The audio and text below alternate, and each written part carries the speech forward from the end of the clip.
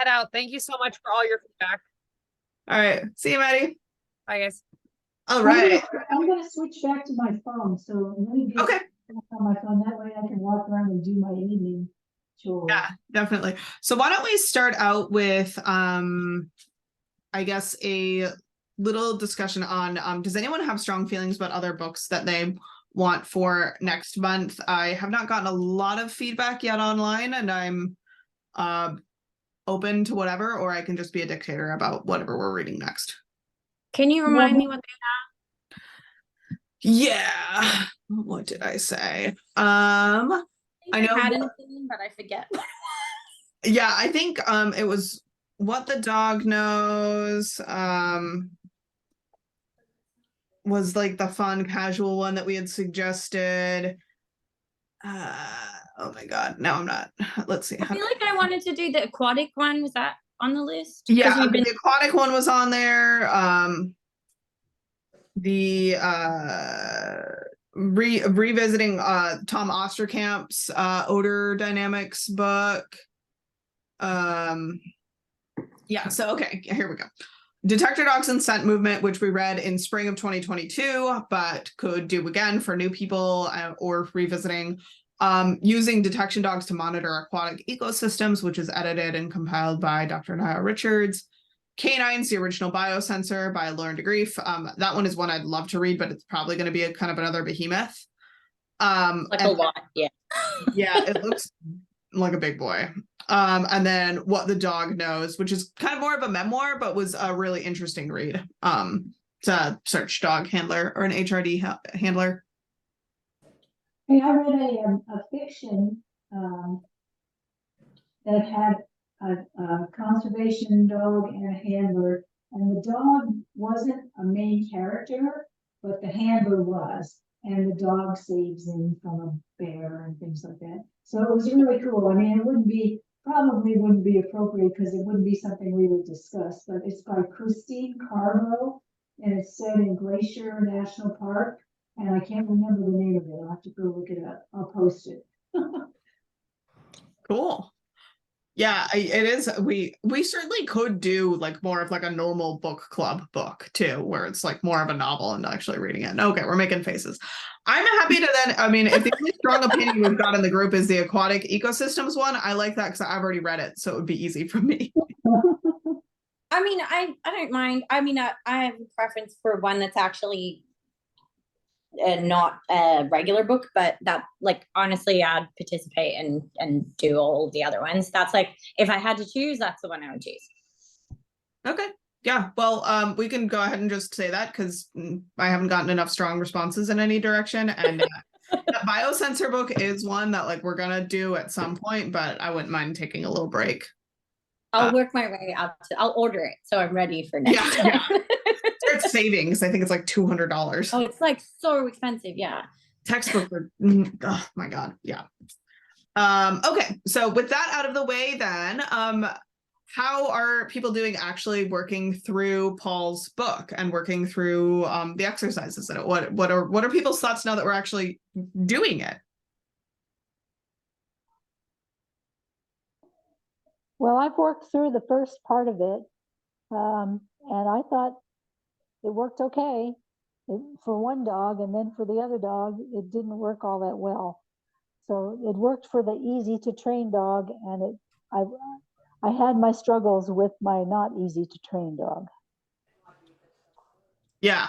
I didn't do it with both dogs. I was more concerned about cleaning up Niffler's alert and Barley's. He's not even moving towards retirement. I'm just getting lazier, I think. I'm like, he's fine. He's made it this far. I don't need to do it with him. Yeah. Well, and honestly, I did start the book with him and was getting a lot more frustration. And like Barley is my dog who has done a lot more shaping, and building duration on him is really hard because as soon as you start building duration, he starts throwing other behaviors at you. And again, his alert and everything is fine, and he's been imprinted on enough odors. So I went through it with Niffler, and I'm stuck on 14 out of 15. I've done it 4 times now. And that is where you start introducing discrimination. So other odors or other like the blank tins. And I shared a video yesterday, I think, in the Facebook group, and then did another 2 sessions today. And I'm seeing a decrease in frustration, but it's really much like every other step in the book felt smooth and fast. And like I was so happy with where his Niffler's indication was. And it was just like, this is awesome. I should follow training plans all the time. Like have Paul write. So all I the think there's progression a plans. couple, I have like a lot of thoughts about that. But I think the 2 things, it's a guessing game, and I think it introduces frustration. I actually skip it and go straight to 3, but there's like a bunch of stuff about that. I found the training plan kind of amazing though, because it cleaned up clarity for stillness like straight away. Yeah. Like I got way better freezing point, way less interaction with the target and frustration. Like it was interesting that you said Barley got frustrated and started. I had the opposite. Maybe I was clicking super early or something, but I It's got very typical for Barley. Like it's just really, really, really, really hard for him. So and Dallas usually gets like super mad at lineups, which is why I put her through it. So I did her and Merlin, and it totally cleaned up his alert and made him much more confident. Maybe just because more reps, more reinforcement history. Maybe I was better at training when I was doing a focus plan, training plan or whatever. So that like really helped him. And then, yeah, she was a lot better at not interacting with stuff afterwards. So I really liked that. But she had a similar issue with the 2 pods. And then as soon as I made it more, she started searching. And by building the searching part in, and the same with Lulu, actually, when I remember, because we do a similar process when I very first learned stuff. She was the same. As soon as I had multiple ones in and she had to actually search and not just guess, it started to fix the frustration. yeah, I like that. I was thinking, I think I've got 2 different kind of thoughts. So I wonder if it would have helped to introduce multiple options when you were still pairing food. So the dogs are learning to use their nose to identify the pot with the food before you remove the food. So they're learning because the thing that so I think that's one thing I would consider trying. And then because I like the idea of introducing discrimination before we build duration, because I think a huge part of where this frustration for Niffler is coming from is like we just did like 5 days of training in a row where it was like gradually ratcheting up that duration. And it's cool to see that he will offer duration for like 30 seconds. It feels like 10 hours when he's chosen the wrong thing. But I wonder, I feel like it's breaking that duration and it's breaking that alert in a way that is kind of unnecessary if you had just not introduced duration before introducing the concept of discrimination. Yeah, I kind of feel like it would be better the other way around, because that way when they offer, like, because if you just wait, it's the same as if you're waiting for duration, like you're adding seconds and whatever. So there's no clarity for the dog about it. Almost is like an extinction burst, and they're going to offer it harder. Like, so like, if you, I agree. Like if you like switched it around and put discrimination earlier, then when they offer something, hopefully what they offer is the other one, and then they start to, or sniffing it or checking or something. So then you don't get harder and harder duration. Yeah. So I think that would be and that ship, I guess, hasn't really sailed, because I might actually just go back and try that now, where I put food in one tin and not in 2 others, and see if I can introduce the discrimination with the food and then reintroduce the target. So I might give that a shot and see how it goes. The other thing that I was thinking, well, and I guess this is kind of related, but yeah, like actually teaching a lineup skill set again before you're actually using that, like just not introducing the target odor and the concept of like a lineup or a multiple choice at the same time. Yeah, I mean, so I posted like a pile of things that jumped into my head, but one of them is it's sort of on that same theme, which is, as you're introducing the lineups is super frustrating for so many dogs. Like I think that we have a tendency to put stuff too close together. I know I definitely do. Like Paul says 3 feet or something. And I remember going back and looking, and I thought I'd put them so far apart. They were like way closer than he said. Turns out a meter is really big. Yeah. Turns out And we're then less than 2 meters tall. Right, like it's crazy. And then so one of them, I thought, okay, one of the things is like actually put them really properly far apart, and like depending, I don't know what target you have in there. Is it like dead bats or? No, I'm using essential oils because we've got a Sarah Owings seminar coming up in a couple weeks, and I want him on essential oils so he doesn't screw up all the nose. Okay, there is every reason to suspect your other container also smells like essential oil. And so if you, even if it's residual or lower, they are so stupidly stinky that he's now got like 5 of the 6 cues to offer down. So like he's got the pot, he's got you in the position, he's got the presence of the reinforcer in the context, you know, he's got the smell of the tin, and the only thing missing is the scent, but it actually kind of sounds like the scent. It might And be he there, might be yeah. quite sensitive odor. So like if it's essential oils, there's every reason to suspect that, you know, so like, yeah, you can teach sourcing, but like he's actually right, potentially. He may be. Very well He could may be. So that's another thing that I was think he thinking was about. being really visual, potentially. Like it really, Totally. if I tossed a treat away and then he came back, he was really just, he was going just straight to the first one.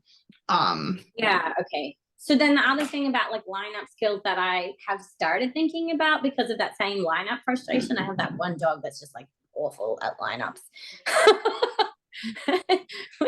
Just doing like you do in like obedience when you're introducing, or whatever other life skills when you're introducing distractions, and just be really thoughtful about the setup so he's almost guaranteed to get it right. So you can see there's 3 tins, but those ones are further away. Why would I go check those out? I'll get this one. Yeah, that's what I did a little bit of today, and that seemed to help quite a bit. And then the other thing, and this is what I do for barley, and this works really, really well, is I let a little bit of handler scent get on the target or the target container, and then I just hide it right away. So almost using the fact that he will like find the handler scent. Just like take the visual away. Yeah, and just start hiding it and just getting them into that search mode. And then whatever I'm looking for, so far, everything we've ever been paid to search for is so much stinkier than handler scent that it's really easy to like fade that out.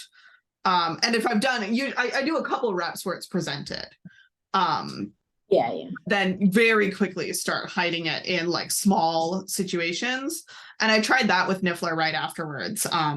We had like a little play session and then went for that. And that did also seem to work. And I was actually seeing sniffing, and like the first couple times he was like looking, he was totally like, I think I said search, and he was thinking a different odor. Because like it's oils, like I know he could smell it, but he just walked right past like 3 times. He's looking for bats. Yeah. He was just like search these bats or like jaguars or whatever. Something else. But then, like you can see it over the course of the video. Here, I can just pull it up. It's not beautiful training. But that's okay. That's but it's cool that that worked, because I think as soon as you get their nose working again, it starts to take some of that frustration away. Yeah. Or like one way. And what I struggled with at this stage was then really struggling to figure out like what my criteria for his alert was. And like, I think I need to go back and do this session a couple more times with just nose to source, and then like start rebuilding that alert in, because I just loved how his alert looked. I think that's a common, like, I know I've struggled with that as well. I think it's so common, especially when you build duration first, is to feel so attached to the duration. And actually what you really should be doing is going all the way back to click for sniff or cue the behavior for sniff. So let's see. So that one. Niffy, you so beautiful. Right here at the corner. And he's just like, we're going to the backyard, obviously, right? Oh, that's where the bats live. Yeah. Does get it, and then like shows clear, like I understand, and then beautiful. So beautiful. And then I clicked for that nose on. It was not duration at all, but I was like, at least there we go. Yeah, good job. Oh, he was so good. He was that one. So maybe we should go back to, is that the first one I filmed? That is the first one I filmed. There was others. There was at least one other that was uglier before. Oh, and then Norbert is just a piece of shit. I say that with as much possible love for a cat. He's such a great distraction, though. He's so good. Yeah, he's literally like bouncing off of Niffler's butt this entire search. He I loved. could not. So yeah, I would never get. Yeah, that. I don't think you can see this one. There's this cat in our neighborhood that just lives in the outside, and it like upsets me because it's always hunting birds, and I'm kind of super tempted to just collect it as a distraction cat and like build a little side bakery. Yeah. Okay. So then this one was interesting. So he shows a nice little change of behavior in sources. And then like, I don't know what it is about the water bowl, or like, he was like, like really lovely, like looking at it and focusing, but like really, really wanted to back up on it. Yeah. And he had like the little like head away flick and the like, yeah, I don't know. There. Let's see. So the water mat, or the mat under the water, is wet, like really wet. And let's see if he, no, yeah. You look at that. It's so weird. Yeah, he's like freaked out. It bothered him. And then he does a little ear flick and he does it again. And then there's that little yawn. Yeah. But it's hard to know if he's just like, hurry up and pay me, or. I think the cat bit him in the butt there. Oh, Norbit. Yeah. But yeah, it was, you know, and I'm like, buddy, like, do the thing. Like, what is happening? And then I think, yeah, click for nose on there. I was like, whatever, don't fold your elbows. It's fine. Just get your nose there. But yeah, so like, this is me kind of like trying just experimenting with something that is like absolutely not in Paul's book and see if I liked it better. I don't know if I can say that it was like definitely better, but it kind of was, for at least for my dogs and like their learning history so far. But you don't have extra tins in yet.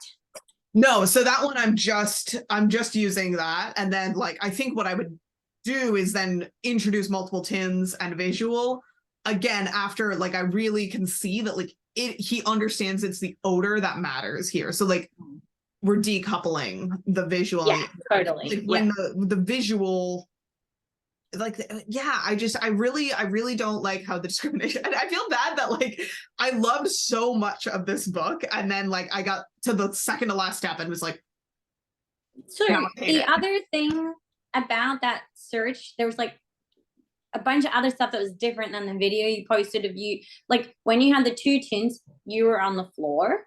Yeah, we're sitting facing both the targets. Is exactly the same context as you've just been doing your duration in. Whereas that one, like, yeah, you had it set up as a search, but you were also standing. You gave the actual search cue that you use in for environmental searches, and you could tell, like you said, he was still like, is this it? So he hadn't quite prepared the cue, which I don't remember what order the cue was in Cole's book, or maybe later, but so like there was a bunch of context stuff that helped him to do that with his nose. Well, and here's the other one. This is what I did just before. So, oh God, there we go. This is in between. And so this one I did, like I wasn't standing, or I was standing and like changed it a little bit from when we'd been working on duration. Oh, Norbert wants to be a sniffer cat. He really does. So yeah, he goes directly to the first one, but doesn't alert. And I was pretty stoked about that, or at least not at first. And then such a good boy, trying so hard. Oh, and it comes off. Yeah, he came off. And then giant party. Yeah. And then I still wanted, there we go. I still wanted that nose on source. This one I was like, I am going to literally follow exactly what the book says for this session. And that if they get the alert right the first time, it's 3-second duration. If they false alert and then go on, then it's a 5-second duration for the next one. So like my instinct would have been to click for sniff on that. I totally would have, like, for sniffed, yeah. But I did go with like I was like, we're doing what the book says. And I don't think that's gonna ruin my dog for But life. this is better. This is way better. So than much on the better. ground. Like all those other cues are helping so much. I Yeah. think. I Because think this is like the same day, the next day, like close in time. it's like 2 days later, and I hadn't trained in between. Okay, yeah. So this is today. It was like 2 hours ago. And then Oh, like yeah. that he was searching is like we did a quick play session and then did the search.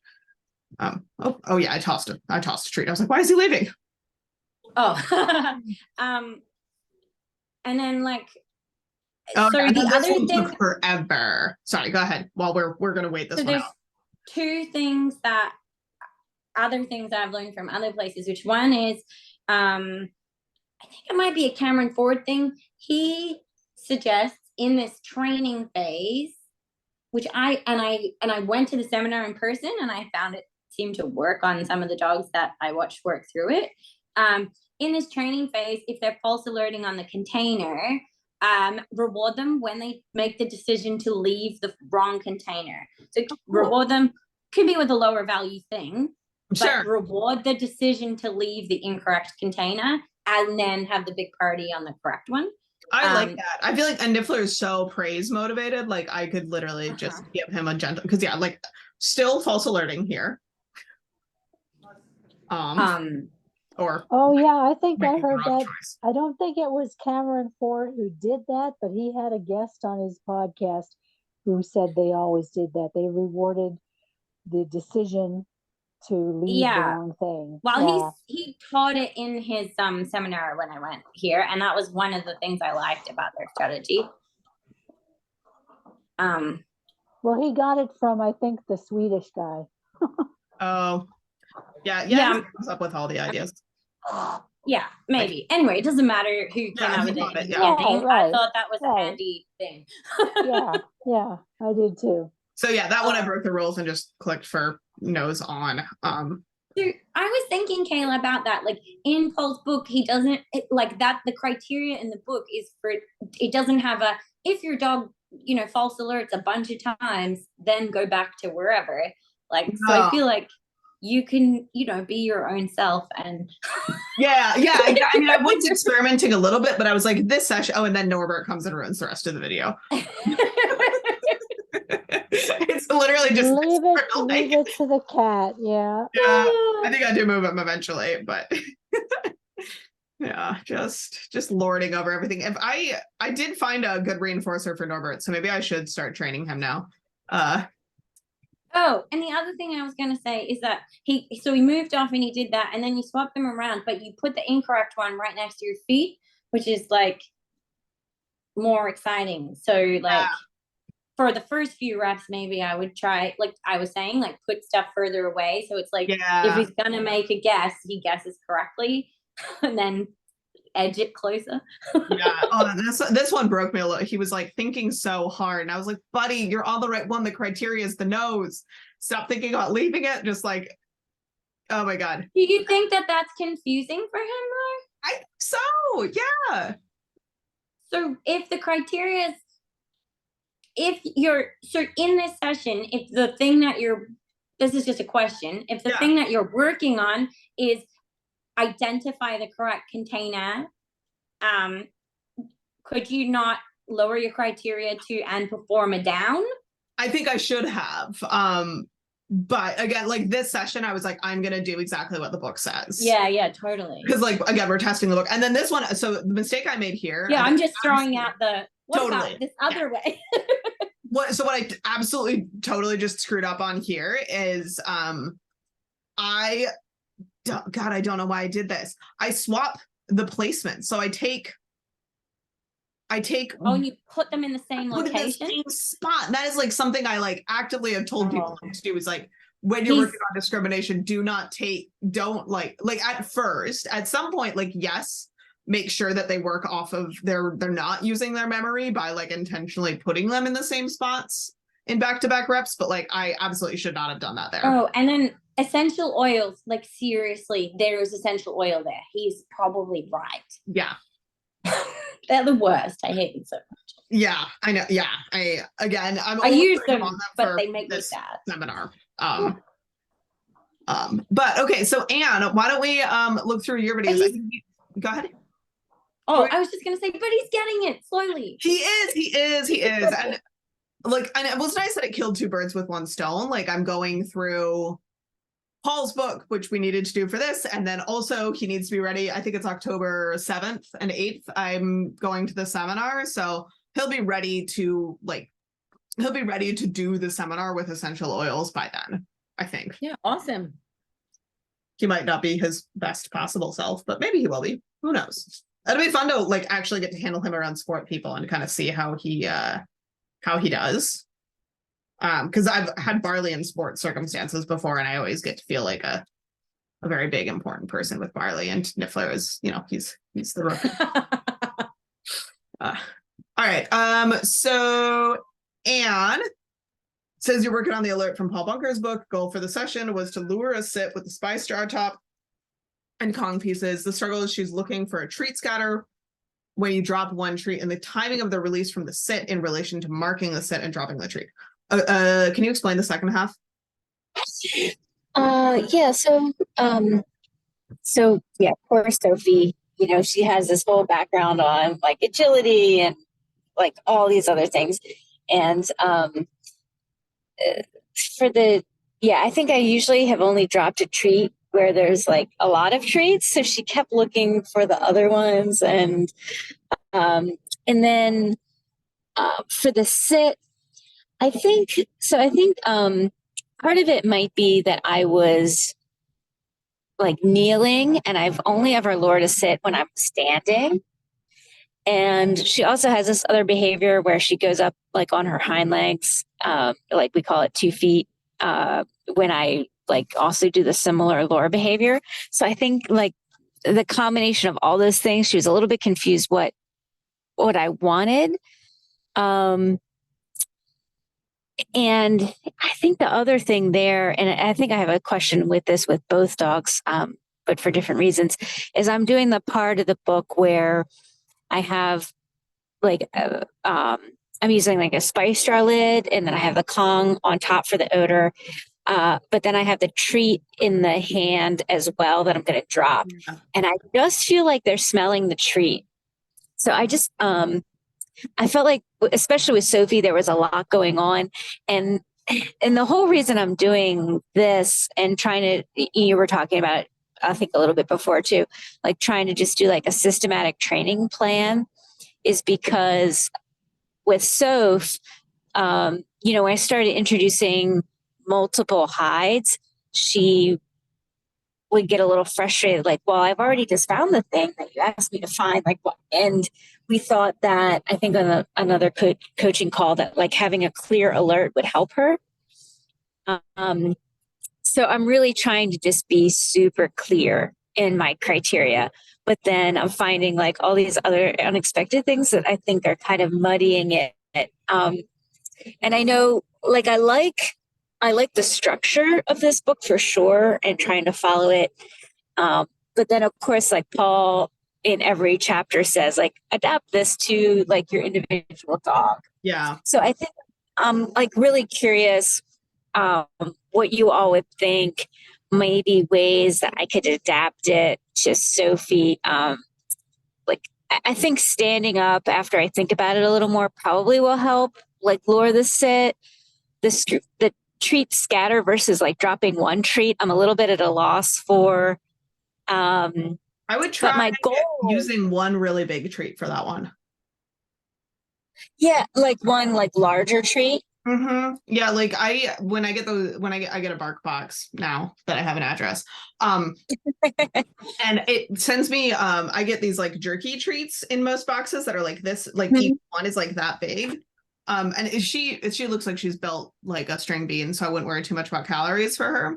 But I think Sarah Stremming talks about she has in the past done like meatballs for dogs. If them like disengaging and searching for more treats is part of the problem that they're dealing with. So that just very like that one might have a simple answer. Or you could just not drop the treats. I never was dropping treats with Niffler. I think I was just putting them right there, like with I have a different cue. Yeah. Multiple treats is scatter and one is look, and it's always one. And so they flip as soon as they figured that out, they flip back. It works really amazing. And if you combine that with the big one, you probably learn it in like 3 goes. Yeah. I like Yeah, that. and I'm not using any verbal on this at all right now.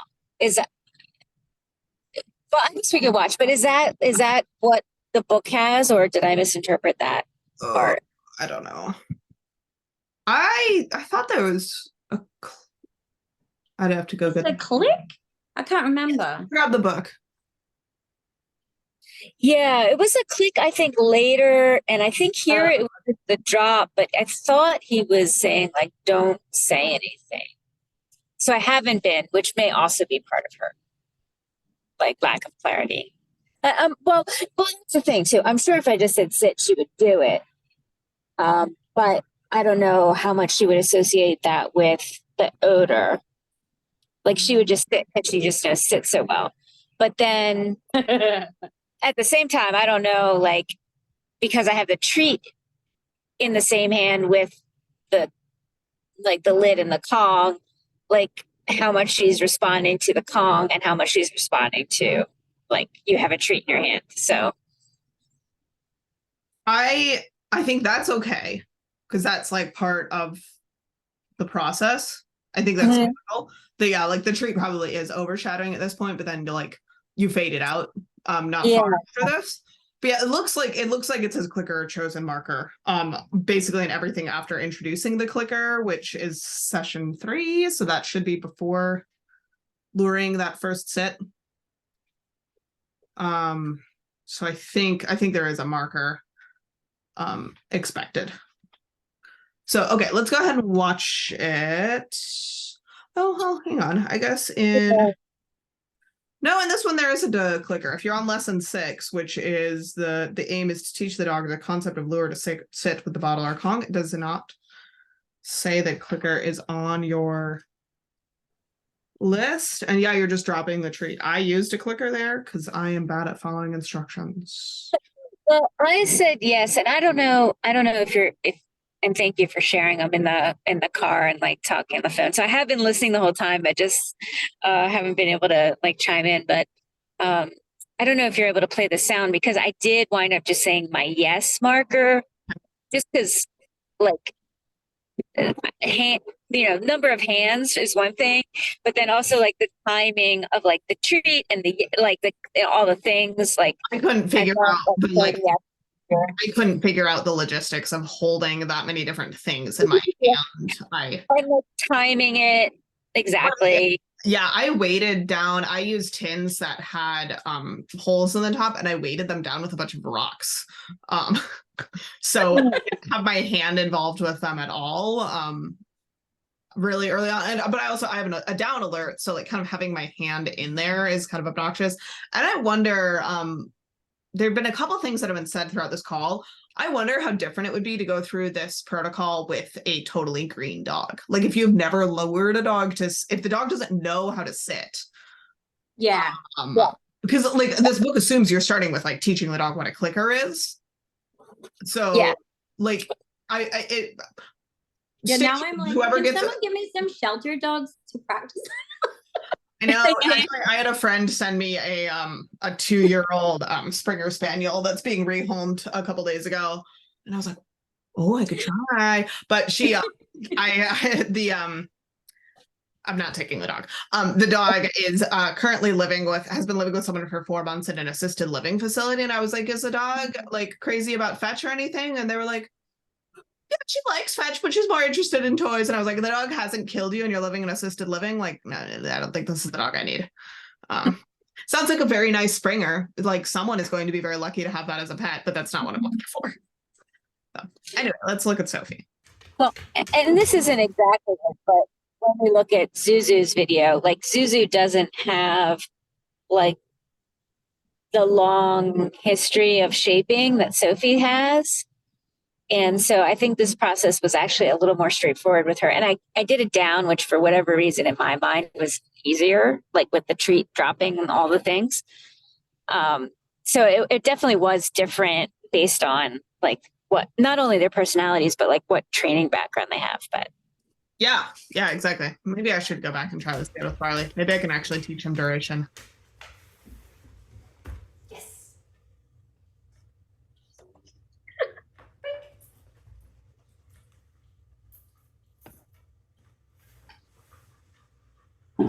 Totally is like, what, excuse me, where's more? thanks. Yes. That was nice. But yeah, I'm definitely expecting more treats. That's funny. And Yes. the thing of like moving it and then like feet and then luring up helped. I'm sorry, you broke up a little bit in the middle of that question. What was that? Oh, I was gonna say definitely like because this is the one where like you lure them like a few feet and then you do the sit. If that makes sense. Okay. Yeah, You know, like yeah, like that definitely helped like be like, come on, like let's go Yeah. here. But she was for sure looking for a lot. How old is she? How What's old is that? she? How old is she? Oh, she's almost 13. Okay. Yeah, because I was wondering the way she like just kind of the way she's it feels like a little bit of like old dog like trying to use their eyes, but like they're not so hot anymore. So yeah, I Yeah. wonder if like the bigger treat might help a little bit. Also, like bad owner was putting like brown treats on a brown floor. Because like we have brown floors and all the treats I have are brown. Dog treats are usually brown. Yeah. They're always brown, yeah. Yeah. So So maybe I could switch to string cheese or something like that's different color. I was noticing that too. I was like, oh, I'm so Yeah. sorry. yeah. Oh, that's But it just I smart. mean, it looks to me like I mean maybe it's just also like she has like a little bit of old dog smile. So maybe that is just like making me think she looks like she can't see. But yeah, I bet like that expectation plus yeah, being almost 13 is part of it. And yeah, almost 13 years of experience with multiple treats as well. Okay, Barley is protesting now.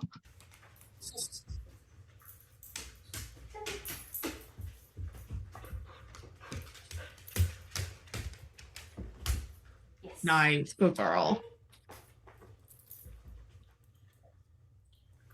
Barley, buddy. Yes.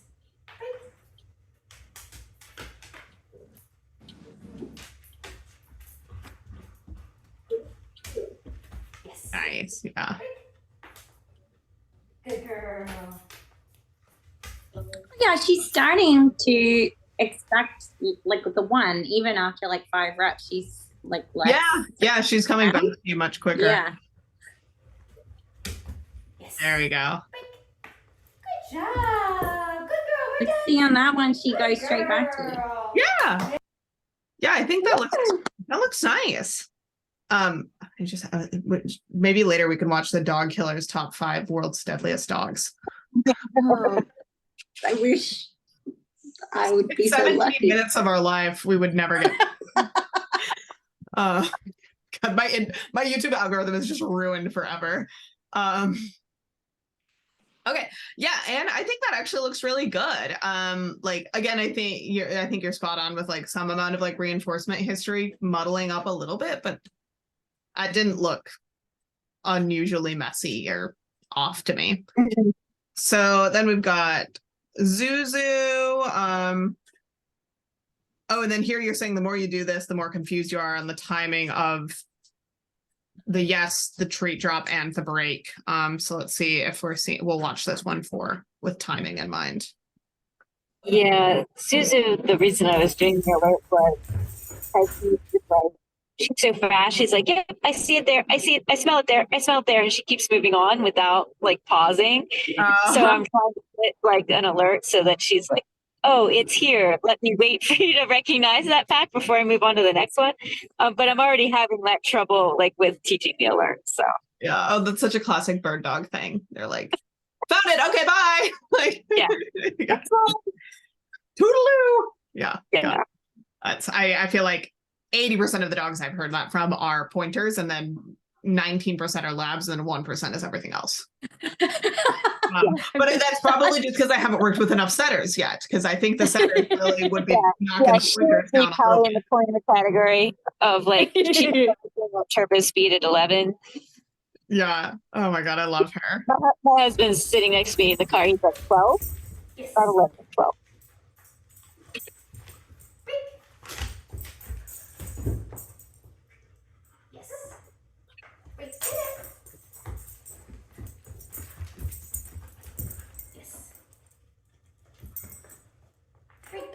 Nice.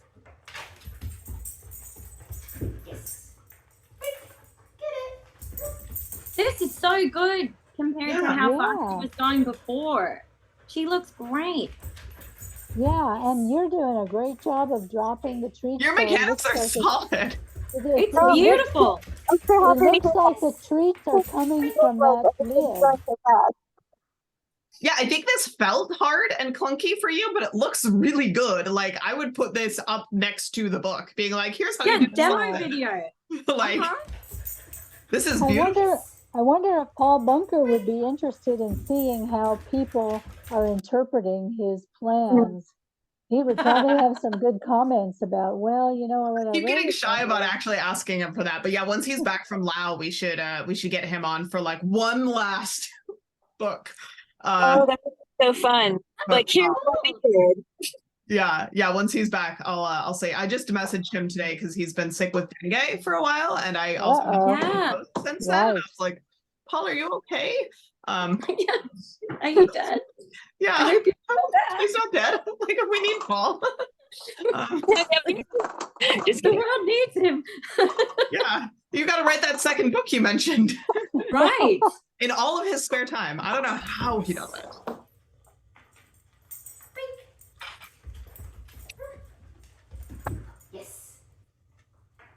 Yeah. Good girl. Very good, guys. Don't do it. We got a nice. Stay, but use like different treats or something. Yeah, she's a sweetheart. Going out. All right. Love her. Yeah, I think the timing of your yes and treat looks fine to me. The only thing that I was doing differently that I'm like, maybe I didn't follow directions well, is I was using break when I tossed a reset treat to get the dog to go away. And then they were coming back to me rather than like me luring them up and moving them around. But I think your way is cleaner and loopier. I don't know which one of us is doing it right, but again, If I remember correctly, it doesn't say in the book. It just says to like hold the criteria of them being there until you release them. You can use whatever you want to. But I'm really bad it at look like he uses a reset treat in here. So I'm on lesson 6, page 2, and it says, yeah, you drop the treat from behind the bottle lid when they're sitting and looking, and then 4.3 step is you start to move the hand away so that the dog follows the hand and the lid. So they are supposed to basically like come up and follow it right away rather than doing a reset. I don't think he specifies using break. So you might just be adding an extra word in there, which might be why you're confused, because like the movement of it away would be the cue. Yeah. Because I think, doesn't he suggest dropping the treats and then and then later the step where you click to release? I don't remember which one that is. Is it 7? And then later the click, or in this case, I assume that would be equivalent to the yes. Or even the break. That's the thing that says now you break the hold. I don't remember which step that is though. Yeah, so the next step after this would be to put the bottle lid on the floor with the treat underneath, and you keep your finger on top of the bottle lid. And then when the dog has made its alert, you mark and then lift the lid.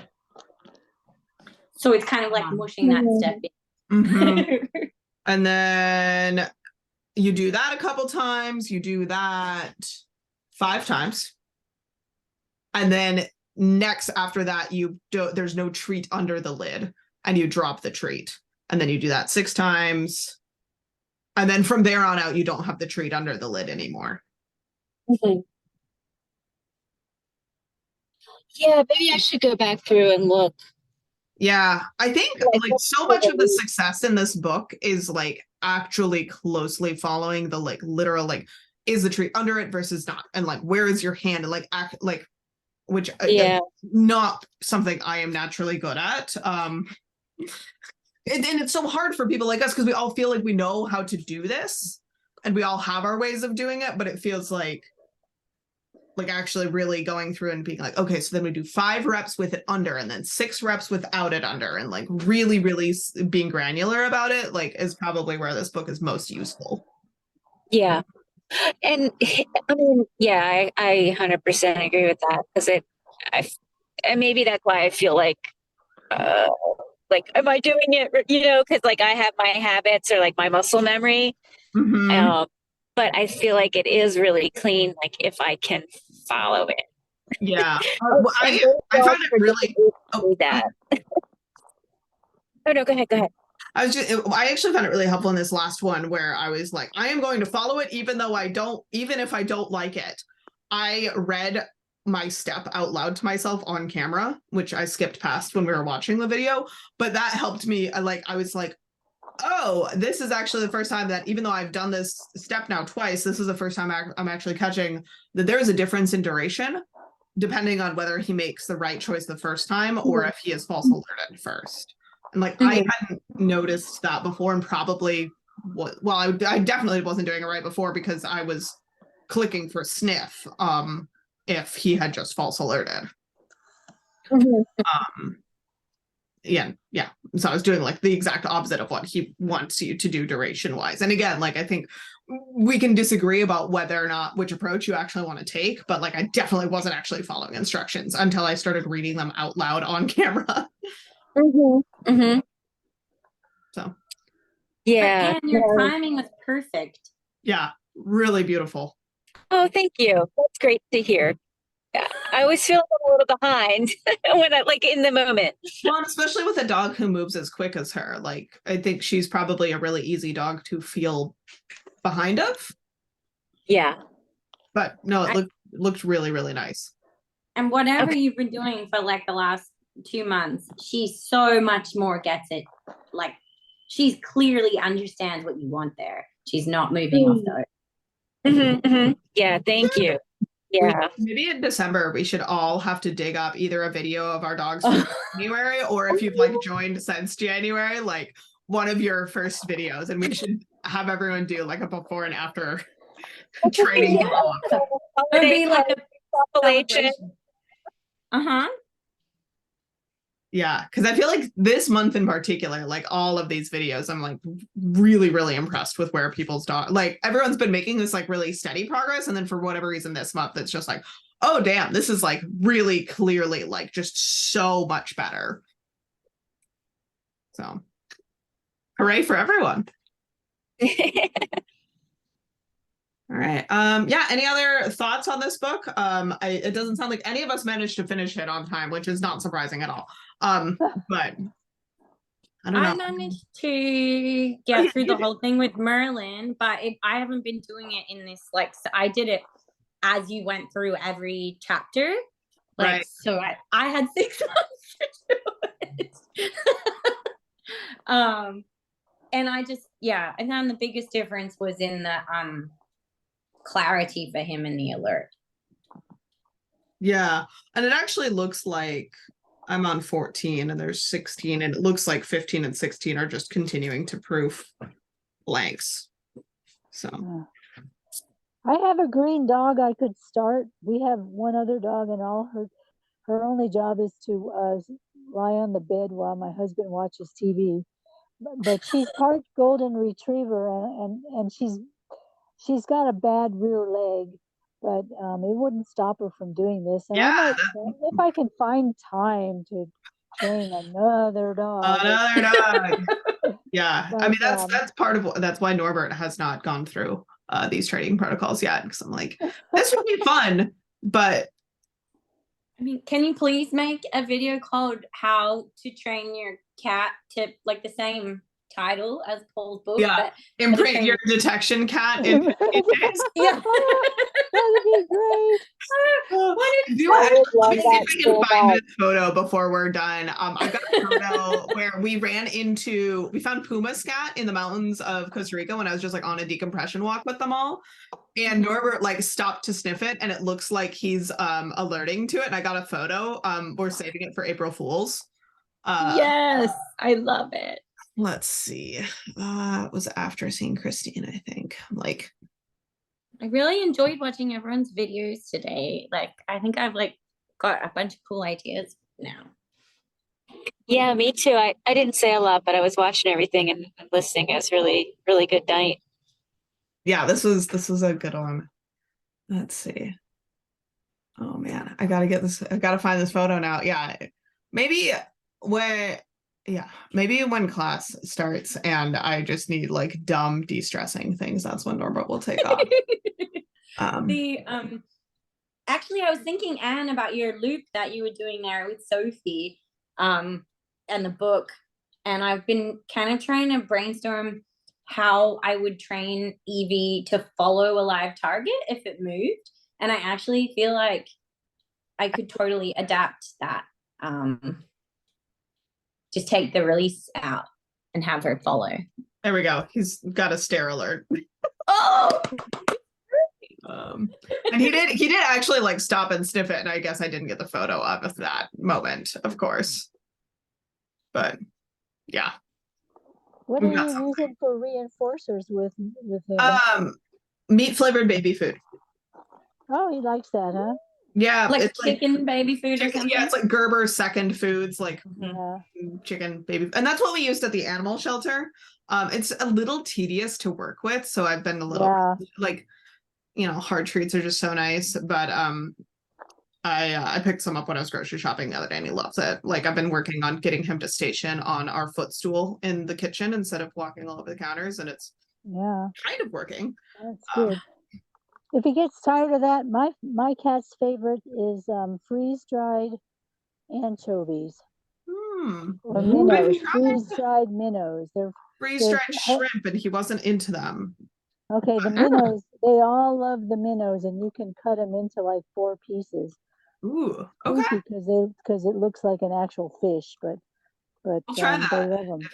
if we get stuck. But yeah, I mean, I know that the baby food seems to, like, when I worked at the animal shelter, it was like 90% of our cats would take it, and like a lot of cats wouldn't eat anything in the shelter. Yeah, they're super strict. Oh, yeah, we had a whole entire program. Now we're just gabbing, but where it was called Stim Eat, where it was like our cats that usually they had like upper respiratory infections or something and they didn't want to eat. So we would like make them these little like charcuterie boards of like 10 different options, and you'd like heat them up, and you'd sit and you'd brush them, and like just like take like 20 minutes to try to convince these kitties to eat. And it was like both my favorite and like kind of the saddest part of the shelter job. It's just like, come on, I should do it for you. And we would like take notes on like, does this cat seem to like variety, or are they like, oh, they're consistently good if you can get them like meat or like beef pates, or like. Wow. Yeah, that shelter was amazing. Like, just the stuff that they were able to do with their like populations was kind of amazing. Yeah. So, all right, on that note, I have to go to Home Depot now, so we're gonna wrap up, and we'll see you guys next month. Everyone can go ahead and order that using detection dogs to monitor aquatic ecosystems. I don't think there's an online PDF of that, but if anyone finds one, feel free to share it, and we'll start going through that next month. Okay, awesome. Please post it, because I won't remember the name from now till an hour from now. I definitely will. I will see if there are any good places to find it cheaply or not through Amazon that I can share. Awesome. Thank you. It's not the world's most common book, so you probably won't be able to find it secondhand, but maybe you'll get lucky. Yeah. You could get it from a library. Lots of libraries will just order stuff in if you ask them. Cool. Yeah. Yeah. I've got it sitting somewhere, and it was kind of expensive for how big it is, but that's okay. Right. Okay. Supporting Niall. She's great. Yeah. All right, right. awesome. Thanks, Yeah. everyone. Bye. Okay,